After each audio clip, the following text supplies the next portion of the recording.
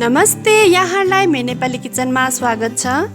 आज म वाइवे चाउचाउबाट बनेको रेस्टुरेन्टको जस्तै मिठो स्वाद भएको चिकन चाउमिन कसरी सजिलैसँग घरमा बनाएर खाने भनेर देखाउन गइरहेको छु। यो चाहिँ चिकन चाउमिन बनाउने सबैभन्दा सजिलो र छिटो रेसिपी पनि हो। आउनुहोस् बनाउनतिर लागौँ है त। मैले यहाँ चाउमिन बनाउनका लागि 2 प्याकेट वाइवे चाउचाउ लिएको छु। यसरी नै मैले यहाँ बोनलेस चिकन लिएको छु। यसलाई चाहिँ मैले 5 मिनेट जति बोइल गरेर यसरी टुक्रा पारेर काटेको छु। यसरी नै भेजिटेबल्सहरुमा मैले यहाँ मसिनो गरी काटेको गाजर, क्याप्सिकम र मसिनो गरी काटेको प्याजलाई लिएको छु। हजुरहरूले आफ्नो इच्छा अनुसारको भेजिटेबल्सहरु राख्न सक्नुहुनेछ। यहाँ मैले सोया सस लिएको छु। यहाँ मैले टोमेटो केचप लिएको छु।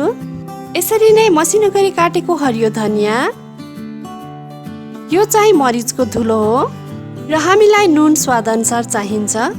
यसरी नै मसिनो गरी काटेको लसुनको टुक्रालाई पनि मैले यहाँ लिएको छु। मसिनो गरी काटेको खुर्सानीलाई पनि मैले यहाँ लिएको छु। यो पनि स्वादअनुसार राख्नु होला। यो चाहिँ चाउमिन पकाउनका लागि तेल हो। यति सामग्रीहरू चाहिँ हामीलाई चिकन चाउमिन बनाउनका लागि आवश्यकता पर्दछ। अब ग्यास अन गरेर एउटा भाँडामा पानी उम्लिसकेको छ। चाउचाउको प्याकेट खोलेर यो मसलालाई चाहिँ हामी साइडमा राख्छौं। यसलाई हामी पछि चाउमिन बनाउँदा युज गर्छौं। अब उम्लिएको पानीमा डुब्ने गरी यो 2वटै चाउचाउलाई म यहाँ राख्दै छु। चाउचाउलाई एकपल्ट चलाउनु पर्छ। चाउचाउ पाकेर यतिको भएपछि अब हामीले ग्यास अफ गर्नु पर्छ। चाउचाउलाई धेरै पाक्ने गरी पनि पकाउनु हुँदैन। मैले यो चाउचाउलाई छन्नीमा छानेर एकपटक चिसो पानीले पखालिसकेको छु। अब यसमा 1 चम्चा जति तेल राखेर यसलाई राम्रोसँग मिक्स गर्नुपर्छ। यदि हजुरहरूले चाउचाउको ठाउँमा कुनै नुडल्स युज गर्दै हुनुहुन्छ भने त्यसलाई पनि सेम प्रोसेसले पकाउनु होला। अब मैले यहाँ ग्यास अन गरेर कराईलाई तताइसकेको छु। यसमा म 4 चम्ची जति तेल राख्दै छु। तेल तातेपछि मैले अघि बोइल गरेर राखेको चिकनको पिसहरुलाई म यहाँ राख्दै छु। अब यसलाई मिडियम फ्लेममा राम्रोसँग चलाइ फ्राई गर्नुपर्छ। अब यो चिकनको पिसहरु केही बेर फ्राई गरेपछि यसरी रातो रातो भएको छ। अब यतिको भएपछि चिकनलाई साइडमा राखेर हामीले बढी भएको छ भने तेललाई अलिकति निकाल्न पनि सक्छौं। मैले पनि यहाँ अलिकति बढी भएको एक्स्ट्रा तेललाई निकालेर यहाँ थोरै तेल युज गरेको छु। अब म यहाँ लसुनको टुक्राहरू फुराउँदै छु। यो चाहिँ मैले 2-3 केस्रा लसुनलाई मसिनो गरी काटेको हो। लसुन हल्का खरिएपछि म यसमा काटेको खुर्सानीको टुक्राहरूलाई राख्दै छु र यसको माथिबाट म प्याज पनि राख्दै छु।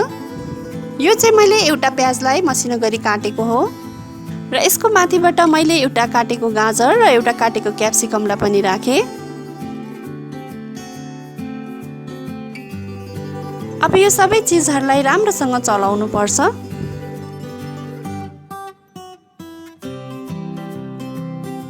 अब यसलाई केही छिन यसरी पाक्न दिने।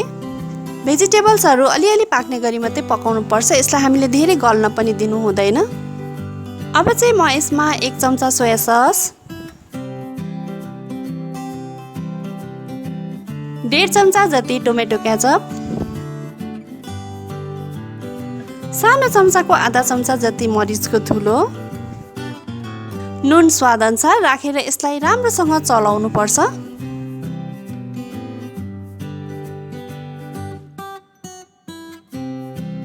त्यसपछि अघि बोइल गरेर राखेको यो चाउचाउलाई पनि अब यहाँ राख्नु पर्छ र अब यो सबै चीजलाई राम्रोसँग मिक्स हुने गरी मिक्स गर्नुपर्छ। अब एकपटक चलाएपछि मैले अघि राखेको चाउचाउको मसला र खुर्सानीहरुलाई पनि यसको माथिबाट राख्दै छु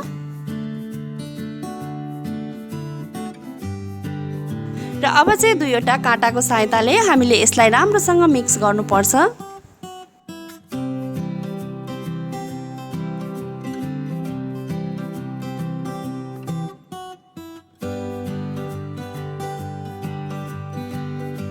एकछिनसम्म चलाउँदै राम्रोसँग चाउमिनलाई फ्राई गर्नुपर्छ।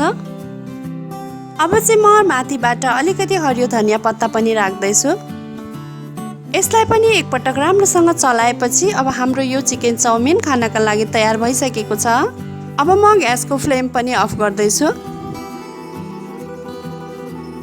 अब म प्लेटमा चाउमिनलाई सर्भ गर्दैछु।